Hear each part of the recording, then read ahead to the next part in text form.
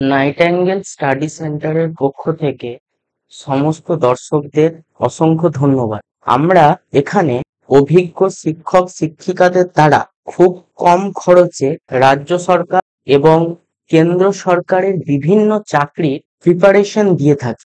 এবার একটা স্টুডেন্ট ভাবছে যে এরকম তো অনেকেরই ইউটিউবের চ্যানেল আছে, যারা এখন তো অনেকেই ইউটিউবের চ্যানেল খুলে পড়াতে বসে যায়। আমিও করেছি, আমার আগেও অন্য কেউ করেছে, আমার পরেও অন্য কেউ করবে। তো ছাত্রছাত্রীরা কনফিউজড হয়ে যাচ্ছে যে কোথায় গেলে আমরা খুব তাড়াতাড়ি চাকরিটা পেতে পারি। তো ছাত্রছাত্রীদের উদ্দেশ্যে একটা কথা বলবো, অনেকে ছাত্রছাত্রীদের মধ্যে অনেকে বলে যে এই কোচিং সেন্টার ভালো, ওই কোচিং সেন্টার ভালো, এখানে গেলে আমরা খুব সহজেই চাকরিটা পেয়ে যাব, ওখানে গেলে চাকরিটা আরো তাড়াতাড়ি পেয়ে যাব। কিন্তু আমি একটা কথা বলছি যেটা বাস্তব সত্য, কোনো কোচিং সেন্টারই বলতে পারে না যে আমাদের কাছে ভর্তি হলে আমরা 100% চাকরি দিয়ে দেব। চাকরির গ্যারেন্টি কেউ কখনো নিতে পারে না। কেন পারে না? কারণ চাকরিটা নির্ভর করে ছাত্রছাত্রীর ওপর। সেখানে কোচিং সেন্টার তাদেরকে গাইড করে, সঠিকভাবে গাইড করে, কিন্তু সেটা নির্ভর করে পুরোটা ছাত্রছাত্রীদের উপর। কিরকম? কারণ একজন ছাত্রছাত্রী তখনই চাকরি পায় যখন সে নিরন্তর পরিশ্রম করতে থাকে। প্রথমে ছাত্রছাত্রীর লক্ষ্যটাকে স্থির করতে হবে, তার এমটাকে স্থির করতে হবে। এই এমটা স্থির করে তাকে কন্টিনিউয়াস পরিশ্রম করে যেতে হবে। হ্যাঁ, কিন্তু কোচিং সেন্টার তাকে একটা গাইডেন্স দিতে পারে। এবার আমরা যেমন কম্পিটিটিভের প্রিপারেশন দিই, আরো অনেকে আছে যারা কম্পিটিটিভের প্রিপারেশন দেয়। তাহলে অন্যদের থেকে আমাদের পার্থক্যটা কি? আমরা স্টুডেন্ট গ্যাদারিং পছন্দ করি না খুব একটা। কেন করি না? কারণ আমরা এটাই চাই যে যেসব ছাত্রছাত্রীর চাকরি পাওয়ার জন্য সত্যিকারের একটা খিদে আছে, তাদের সত্যি একটা জীবনে চাকরিটা প্রয়োজন, আমরা তাদেরকে ওয়েলকাম করি। আমাদের সেই সব ছাত্রছাত্রী প্রয়োজন, সেই সব স্টুডেন্ট প্রয়োজন যাদের চাকরিটা সত্যি দরকার। আমরা একটা কথাই বলি, আমরা যে কোনো শর্তে যে কোনো ভাবে খাটতে রাজি, কিন্তু ছাত্রছাত্রীকে পড়তে হবে, প্রচুর পরিশ্রম করতে হবে। একটা চাকরি পাওয়া কিন্তু যে খুব একটা সহজ এটাও নয়। আবার যদি বলি একটা চাকরি পাওয়া খুব একটা কঠিন, এটাও কিন্তু নয়। এবার একটা চাকরির পেছন আমরা তাকে সর্বতোভাবে গাইড করে দেব। ছাত্রছাত্রীরা আর একটা জিনিস ভাবতে পারেন যে আমাদের কাছে তারা আসবে কেন? আমরা বিভিন্ন ক্লাস, গণিতের ওপর, জিকে এর ওপর, রিজনিং এর ওপর, ইংলিশের ওপর বিভিন্ন ক্লাস অনলাইনে দেব। তারা দেখবে, তারা যদি বুঝতে পারে তবেই আসবে। যেমন কিছু স্টুডেন্ট আমাদের কাছে অফলাইন পড়ে, তারা আমাদেরকে একটাই কথা বলে যে স্যার, অঙ্কের প্রতি সত্যি আমাদের ভয়টা ছিল, কিন্তু এখন মনে হচ্ছে যেন ভয়টা অনেকটা কেটে গেছে। তা বলে কি তারা চাকরি দোরগোড়ায় পৌঁছে গেছে? না বন্ধু, এটা একবারই নয়। তাদের প্রচুর প্রচুর এখনো প্রচুর পরিশ্রম দরকার। তারা শুধুমাত্র সূত্রপাতটা করতে পেরেছে। তো আজকে আমি গণিতের অ্যাভারেজের ওপর ছাত্রছাত্রীদের উদ্দেশ্যে একটা ক্লাস আমি করে দেখাবো।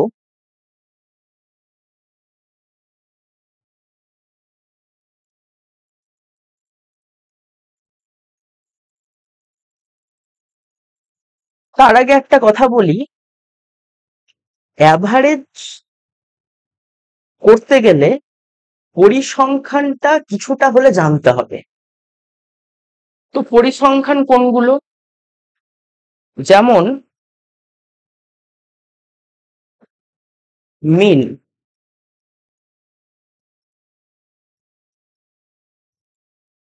মিন মিনের বাংলা টার্মটা কি? মিন মানে হচ্ছে গড়।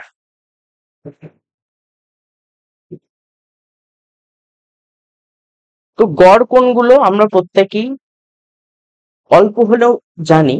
গড় বলতে বোঝায় the sum of set divided by the total items of the number। এখানে আমি যদি বলি 10, 20, 30, 40, সরি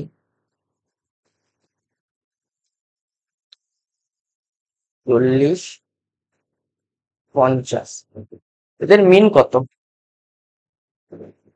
ভালোভাবে একটা জিনিস লক্ষ্য করো, আমরা যে সংখ্যাগুলো দিয়েছি তাদের ডিফারেন্স গুলো, প্রত্যেকটি সংখ্যার ডিফারেন্স কিন্তু সেম। প্রত্যেকটি সংখ্যায় কিন্তু 10 10 করে ডিফারেন্স আছে। তো যখন প্রত্যেক সংখ্যার ডিফারেন্স হবে তখন মিডিল যে নাম্বারটা থাকবে সেটাই হচ্ছে মিন। তাহলে ডিফারেন্স অফ ইচ নাম্বার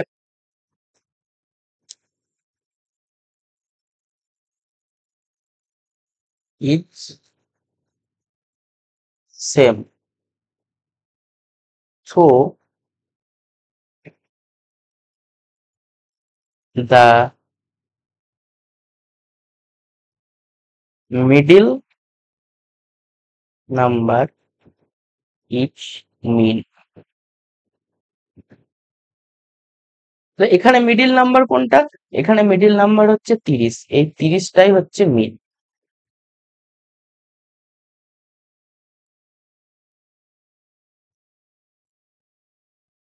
এবার যদি আমি দিই 10, 20, 30, 40, 50, 60, এদের মিন কত? এদের মিন হবে 30 প্লাস 40 ডিভাইডেড বাই 2 সমান 35। এবার আমরা দেখব median.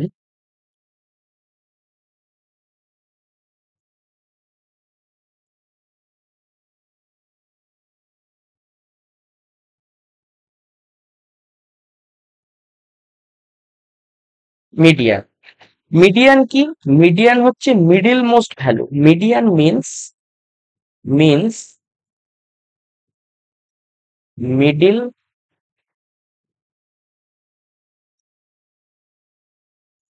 Most value. Middle most ভ্যালুটাই হচ্ছে মিডিয়ান। কিরকম? 3, 4, 5, 0, 8, 7, 9, মিডিয়ান সমান 0। কারণ জিরোটা হচ্ছে মিডিল মোস্ট ভ্যালু, ওই জন্য মিডিয়ানটা হচ্ছে 0। এবার একটা জিনিস মাথায় রাখতে হবে, যদি আমি সংখ্যাটা এমন দিই 0, 3, 4, 5, 7, 8, 9, মিডিয়ান কত হবে? মিডিয়ান হবে 5। আচ্ছা, যদি এমন দিই 0, 3, 4, 5, 7, 8, 9, 10, এক্ষেত্রে মিডিয়ান কত? ক্ষেত্রে মিডিয়ান হবে 5 আর 7, 5, 7 median.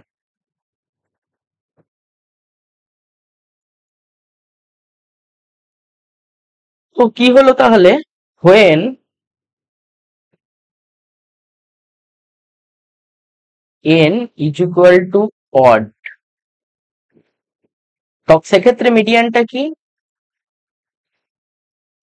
Median equal to n plus 1 divided by 2, এইটা। এনটা কি? n ইকুয়াল টু হচ্ছে number of term, number of term.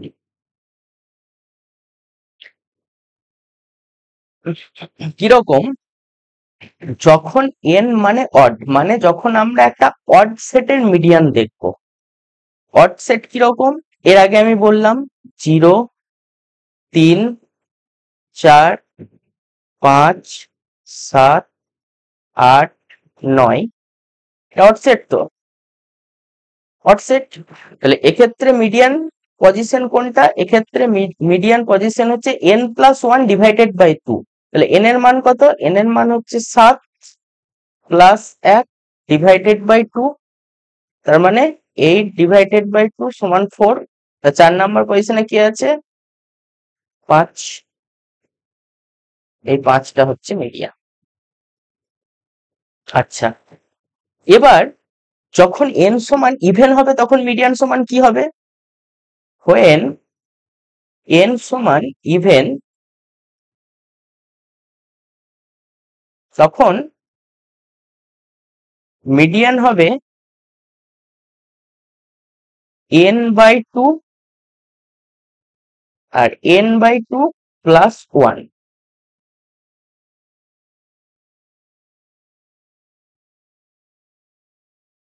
কিরকম? সাপোজ 0, 3, 4, 5, 7, 8, 9, 10। তাহলে মিডিয়ান কত হবে? n, n এর মান কত? 8, 8 বাই 2 সমান 4। আর একটা কি হবে? n plus 2 plus n divided by 2 plus 1, তার মানে 4 প্লাস 1, 4 প্লাস 1 সমান হচ্ছে 5। তার মানে 4 নাম্বার পজিশনটা আর 5 নাম্বার পজিশনটা। তাহলে 4 নাম্বার পজিশনে কি আছে? 4 নাম্বার পজিশনে আছে 5 আর 5 নাম্বার পজিশনে আছে 7। তাহলে মিডিয়ান হচ্ছে 5,7। আচ্ছা, এবার আমরা দেখব মোড। মোড কি? এক মিনিট, এগুলো আমি একটু মিটে দিই। মোড,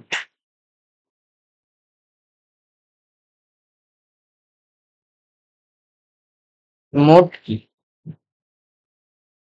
মোড হচ্ছে mostly occurring value or the data have highest frequency। কি হলো? তাহলে mostly occurring value, mostly occurring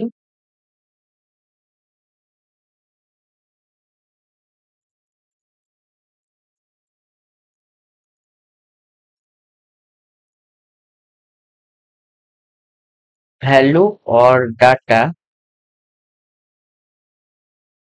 have highest frequency।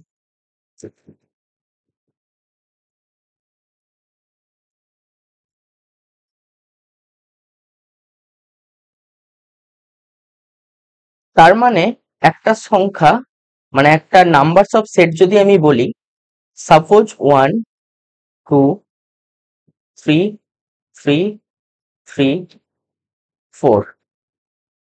মোট একটা জিনিস ভালো করে আমার দর্শক বন্ধুরা দেখো, এখানে কিন্তু এই 3 সংখ্যাটা 3 বার রিপিট হয়েছে, তার মানে এদের মোড হচ্ছে 3। এই নাম্বার অফ সেটটার মোড হচ্ছে 3।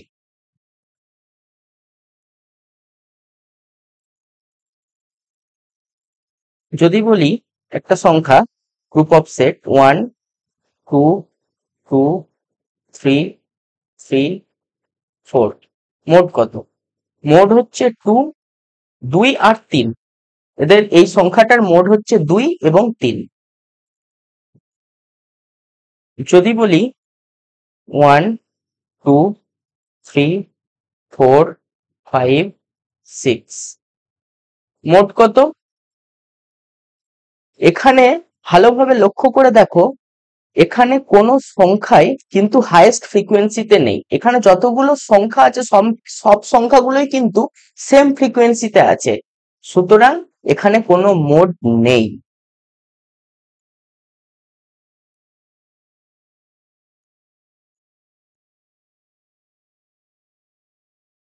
আর কতগুলো আমরা জিনিস দেখবো যেটা অ্যাভারেজ করতে গেলে খুব গুরুত্বপূর্ণ। কনজিকিউটিভ নাম্বার এর ধারণাটা আমরা নেব। কনজিকিউটিভ নাম্বার, কনজিকিউটিভ নাম্বার কোনগুলো? 1, 2, 3, 4, 5, এগুলো হচ্ছে সব কনজিকিউটিভ নাম্বার। তো এখন দেখব কনজিকিউটিভ নাম্বারের সাম সমান কি, মানে কনজিকিউটিভ নাম্বারের যোগফলের ফর্মুলাটা কি। সাম সমান n into n plus 1 divided by 2। আচ্ছা, এটা হলো সাম। আর দেখবো এর মিন, মিন সমান কি। তাহলে সাম হচ্ছে n into n plus 1 divided by 2, মানে এই সেটটাতে n পর্যন্ত সংখ্যা আছে, মানে n সংখ্যার একটা হচ্ছে n সংখ্যার নাম্বার অফ সেট হচ্ছে এটা। তাহলে মিন করতে গেলে আমরা কি করি, সাম ডিভাইডেড বাই টোটাল আইটেম। তাহলে এখানে কতগুলো আইটেম আছে, n সংখ্যক আইটেম আছে, তাহলে এইটা ডিভাইডেড বাই n কি দাঁড়াবে, এটা ডিভাইডেড বাই n করলে আসবে n প্লাস 1 ডিভাইডেড বাই 2, এটা হচ্ছে মিন। আচ্ছা, এবার আমরা দেখব কনজিকিউটিভ ইভেন নাম্বার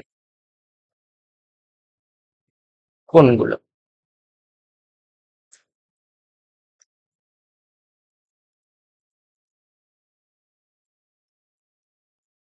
2, 4, 6, 8, এগুলো এগুলো হচ্ছে কনজিকিউটিভ ইভেন নাম্বার। এর সামের ফর্মুলাটা কি,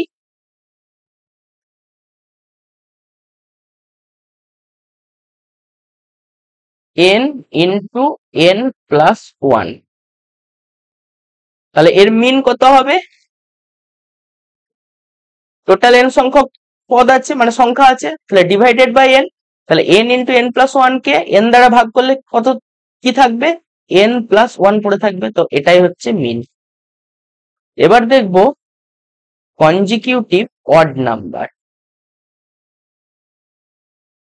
কনজিকিউটিভ অড নাম্বার কোনগুলো, 1, 3, 5, 7, এগুলো। এদের সামের ফর্মুলাটা হচ্ছে n স্কোয়ার। তাহলে মিন কত হবে, মিন হবে n। বোঝা গেল।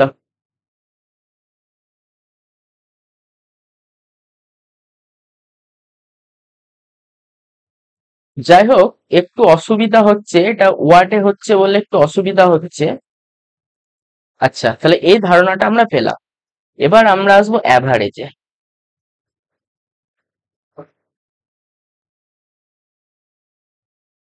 অ্যাভারেজের বাংলা টার্ম হচ্ছে গড়। অ্যাভারেজ বলতে আমরা কি বুঝি, যেটা আমি আগে বললাম,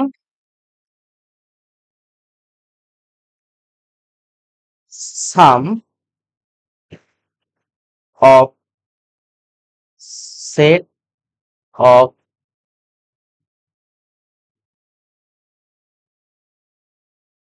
নাম্বারস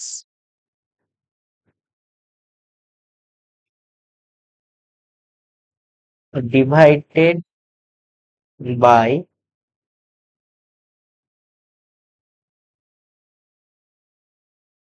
total item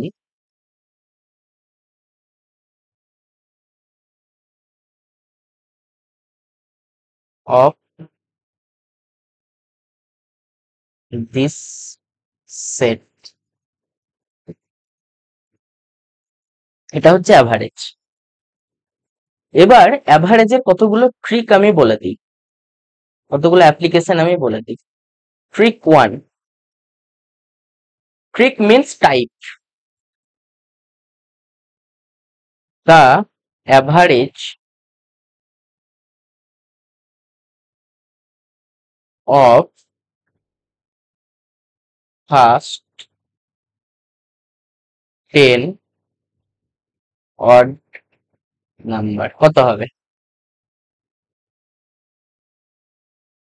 মানে প্রথম 10টি অড নাম্বারে গড় কত? তাহলে কনজিকিউটিভ অড নাম্বারের ক্ষেত্রে গড়ের ফর্মুলাটা কি ছিল? সামের ফর্মুলা ছিল n স্কোয়ার, গড়ের ফর্মুলা ছিল n। তাহলে এখানে ফার্স্ট 10 অড নাম্বার, তার মানে এখানে 10টা সংখ্যার গড় চাইছে, তাহলে n এর মান 10, তাহলে সেটাই হচ্ছে অ্যাভারেজ, মানে সেটাই হচ্ছে মিন, তাহলে উত্তর হবে 10।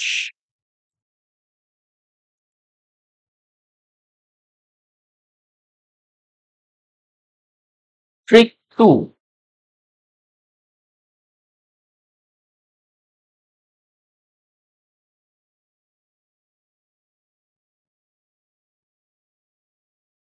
a average of 10 number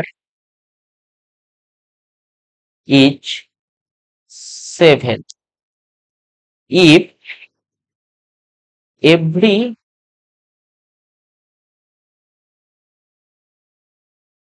number is multiplied by 12, what will be the average of new number?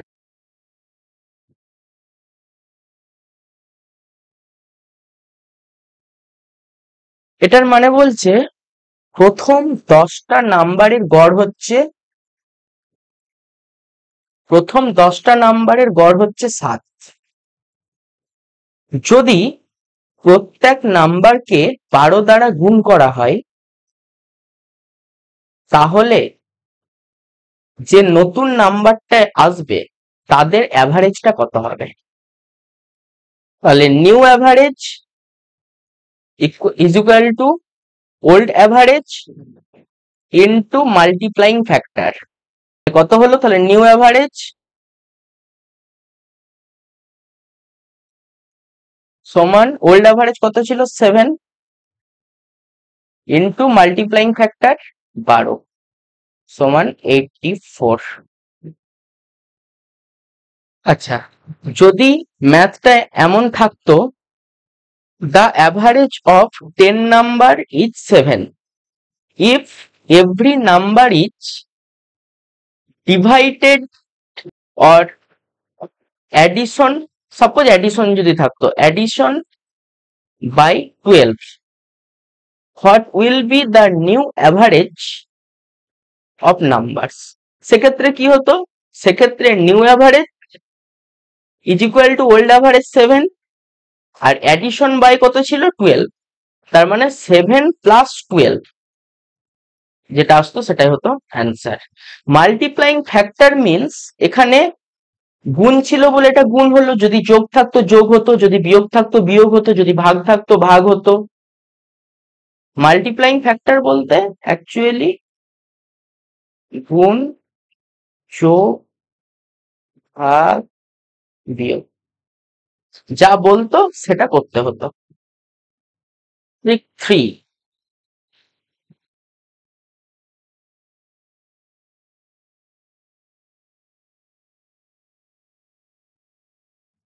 The average, sorry এটা দেখা যাচ্ছে তো, ট্রিক থ্রিটা কি, the average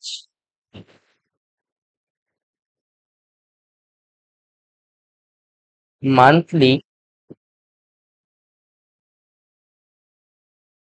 income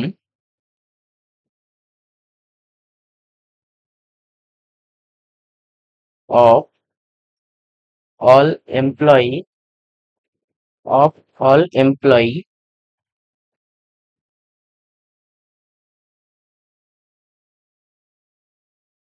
is rupees 20,000. The average of male employee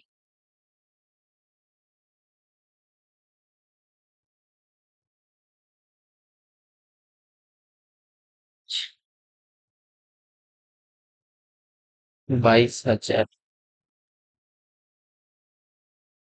The average of female employee is 15,000.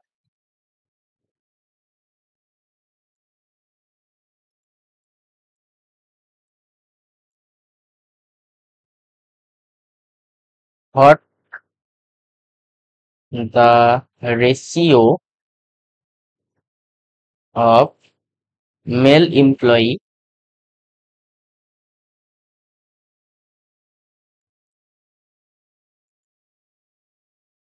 to female employee?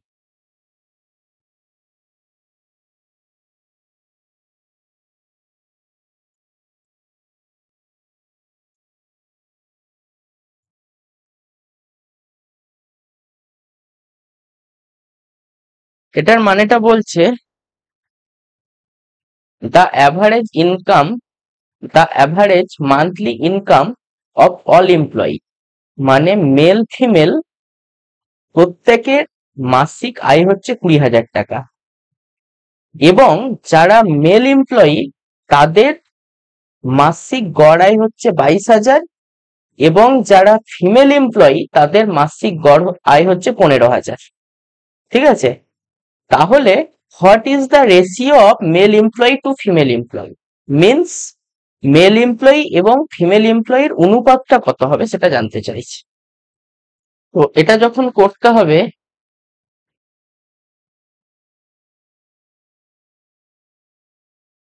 আগে আমাদেরকে দেখতে হবে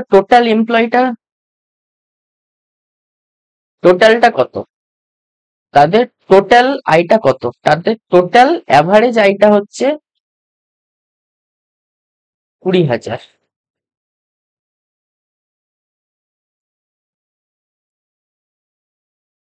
এদিকে আমি লিখি মেল এমপ্লয়ি আর এদিকে লিখি ফিমেল এমপ্লয়ি। তাহলে মেল এমপ্লয়ির অ্যাভারেজ আয়টা কত, মেলের অ্যাভারেজ আয়টা হচ্ছে 22,000,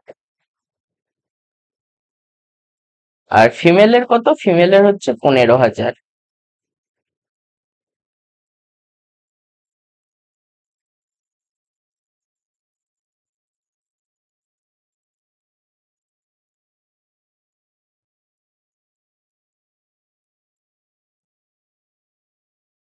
এটা হচ্ছে একটা অ্যালিগেশন রুল, এটাকে বলে অ্যালিগেশন রুল, এটাকে বলে অ্যালিগেশন রুল। অ্যালিগেশন রুলটা যখন আমি পড়াবো মিক্সচার এন্ড অ্যালিগেশনে, তখন তোমরা ভালোভাবে বুঝতে পারবে। জাস্ট এখন এটা দেখে নাও কিভাবে অ্যালিগেশনটা হচ্ছে। তাহলে আমরা মেলের জায়গায় মেলের অ্যাভারেজ ইনকামটা লিখবো, ফিমেলের জায়গায় ফিমেলের অ্যাভারেজটা ইনকামটা লিখলাম, আর টোটাল তাদের টোটাল অ্যাভারেজ যেটা ইনকাম মেল আর ফিমেল উভয়েরই, সেটা আমি এখানে মধ্যে লিখলাম।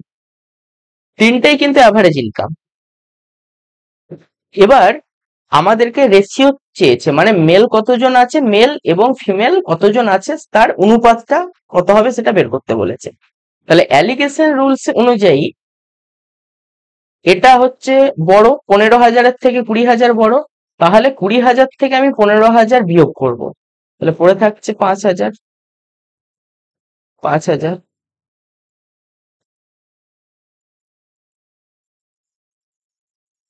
আর এটা থেকে এটা বিয়োগ করলাম, পরেরটাতে সবসময় ওপরটা থেকে নিচেরটা বিয়োগ হবে। একটা যদি নিচ থেকে ওপর বিয়োগ হয়, পরেরটা ওপরটা থেকে নিচটা বিয়োগ হবে। তাহলে ওপরটা থেকে নিচটা বিয়োগ করলে 2,000 পড়ে থাকছে। তাহলে কত দাঁড়ালো? সমান 5:2।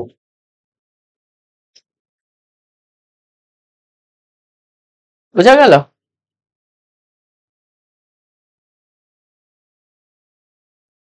ট্রিক 4।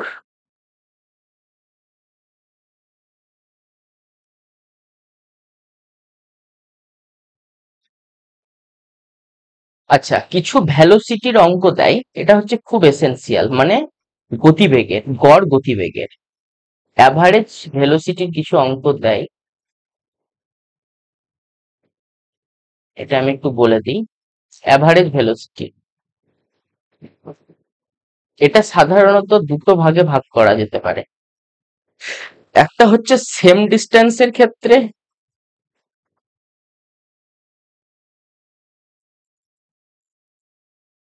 আর একটা হচ্ছে ডিফারেন্স ডিস্টেন্স।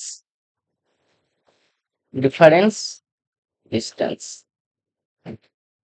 তো সেম ডিস্টেন্সের ক্ষেত্রে ফর্মুলাটা হয়, যখন দুটো বেগ দেওয়া থাকে তখন ফর্মুলাটা কি হয়? যখন দুটো বেগ দেওয়া থাকে তখন ফর্মুলাটা হয় 2xy divided by x plus y. আর যখন তিনটে বেগ দেওয়া থাকে তখন ফর্মুলাটা হয় 3xy divided by 3xyz divided by x plus y plus z. এই যে xy টা হচ্ছে ভেলোসিটি, স্পিড, মিনস স্পিড। তাহলে xy সমান হচ্ছে স্পিড। ওকে। আচ্ছা, ডিফারেন্স ডিস্টেন্সের ক্ষেত্রে ফর্মুলাটা কি হয়? যখন তিনটে বলা থাকে, মানে তিনটে বেগ বলা থাকে এবং তাদের দূরত্বগুলো যখন আলাদা আলাদা হয়, তখন, সরি এটা আমি একটার ক্ষেত্রে দেখাই, যখন দুটো বলা থাকে আগে দেখাই, যখন দুটো বলা থাকে তখন হয় a plus b divided by a by x plus b by y. আর যখন তিনটে বলা থাকে তখন হবে a plus b plus c divided by a by x plus b by y plus c by z. এখানে a আর b হচ্ছে ডিস্টেন্স,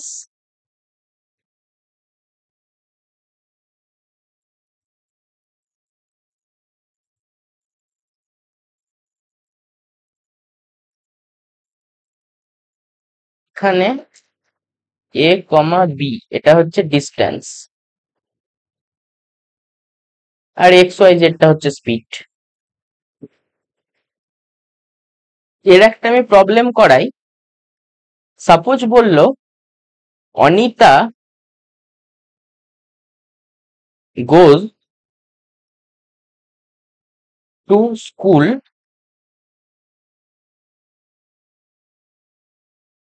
from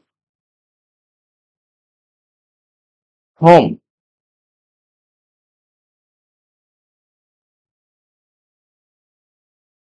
10 কিমি per hour and return back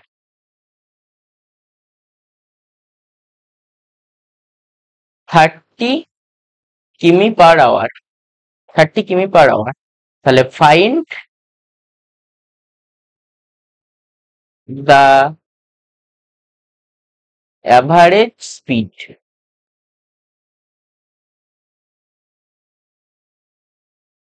তাহলে এক্ষেত্রে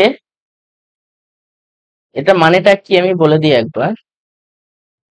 বলছে অনিতা গোজ টু স্কুল, মানে অনিতা স্কুল গেছিল কোথা থেকে? ফ্রম হোম, তার বাড়ি থেকে।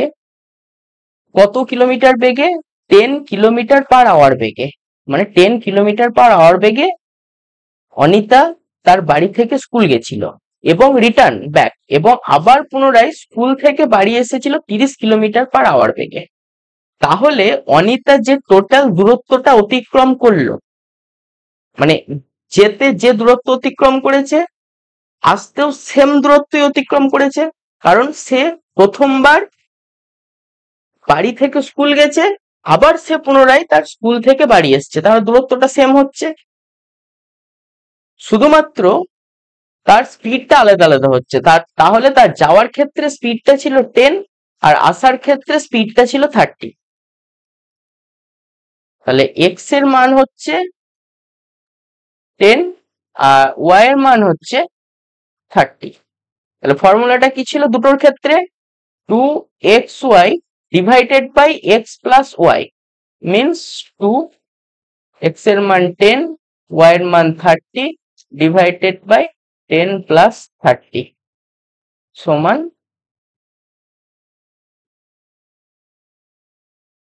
6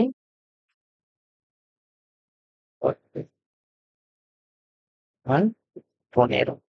তাহলে তার অ্যাভারেজ স্পিডটা হচ্ছে 15। বোঝা গেল তো? Trick 5।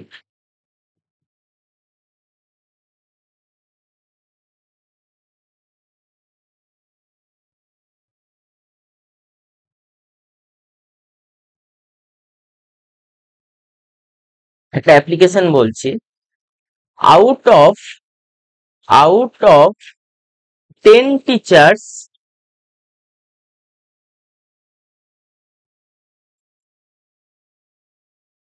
1 teacher retires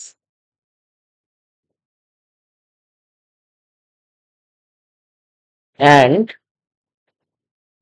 in his place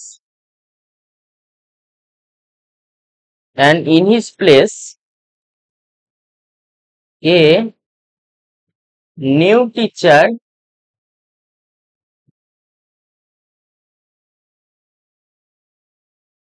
of age 25 join.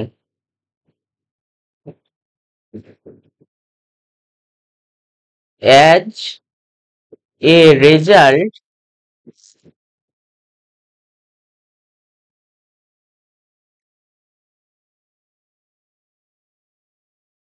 average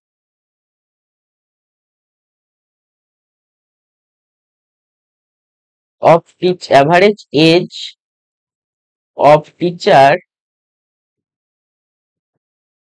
reduce by 3 years. The age of find the age of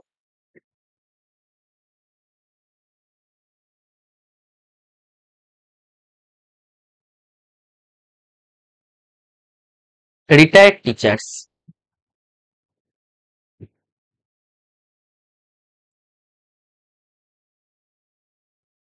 কি বলছে? আউট অফ 10 টিচার্স, 10 জন শিক্ষকের মধ্যে 1 টিচার্স রিটায়ার্ড, একজন টিচার রিটায়ার্ড করে গেছে। অ্যান্ড ইন হিজ প্লেস, এবং তার জায়গায় a new teacher of age, মানে 25 বছরের একজন নতুন শিক্ষক জয়েন করেছে। তাতে কি হয়েছে? As a result the average age of teachers, তাদের জয়েন করার পর তাদের টোটাল যে অ্যাভারেজ বয়সটা সেটা 3 বছর কমে গেছে, মানে তাদের গড়টা 3 বছর কমে গেছে। তাহলে রিটায়ার্ড টিচারের বয়সটা কত ছিল সেটা জানতে চাইছে। তোমরা আমাকে একটা কথা বলো, এখানে প্রথমে 10 জন টিচার ছিল, একজন টিচার রিটায়ার্ড করে গেল, তাহলে 9 জন টিচার থাকলো। তার পরিবর্তে আবার একজন টিচার যোগদান করলো 25 বছর, তার মানে আবার 10 জন হয়ে গেল, করাতে তাদের বয়সটা 3 বছর কমে গেল। তাহলে যখন একজন বেরিয়ে আবার একজন প্রবেশ করলো তখন 3 বছর তাদের গড়টা কমে গেল।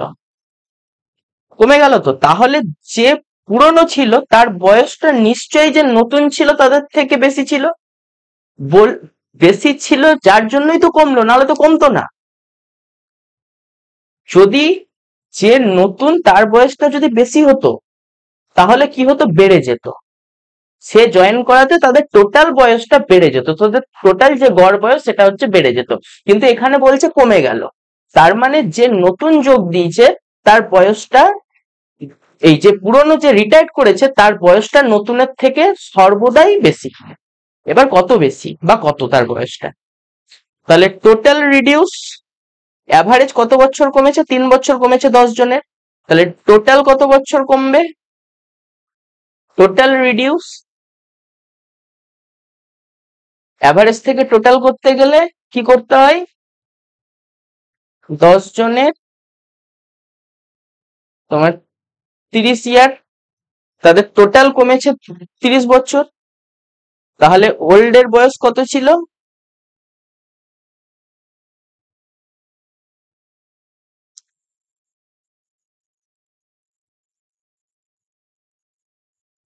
ওল্ড এর বয়সটা ছিল ওল্ড ওয়ান, ওল্ড এর বয়সটা ছিল নিউ, সবসময় নিউ এর থেকে বেশি হবে, প্লাস এই যে 30 বছরটা কমে গেছে, মানে নিউ যুক্ত ওল্ড বেরিয়ে নিউ যুক্ত হওয়াতে 30 বছর কমে গেছে, তাহলে ওল্ড সবসময় নিউ এর থেকে বেশি, কতটা বেশি, 30 বছরের বেশি। তাহলে নিউ এর বয়স কত, 25 বছর প্লাস 30, তাহলে ওল্ড এর বয়সটা কত ছিল, 55 ইয়ার্স, মানে 55 বছর ছিল। তো এই ছিল আজকে অ্যাভারেজের ক্লাস। আপনারা আমাদের সঙ্গে যুক্ত হতে চাইলে আমাদের ফেসবুক চ্যানেল, ইউটিউব চ্যানেল বা টুইটারের মাধ্যমে আমাদের সঙ্গে আপনারা যুক্ত হতে পারবেন। আমাদের টোটাল লিঙ্ক, আমাদের ফোন নাম্বার সহ আমাদের পেজগুলোর টোটাল লিঙ্ক আমাদের ইউটিউবের ডেসক্রিপশন বক্সে দিয়ে দেওয়া থাকবে। তো যারা সত্যি, যাদের কাছে চাকরিটা অত্যন্ত অত্যন্ত অত্যন্ত প্রয়োজন, তারাই আমাদের সঙ্গে যোগাযোগ করবেন। আমরা তাকে তাকে অন্তত তার হাতে একটা চাকরি পাইয়ে দেওয়ার আমরা চেষ্টা করব।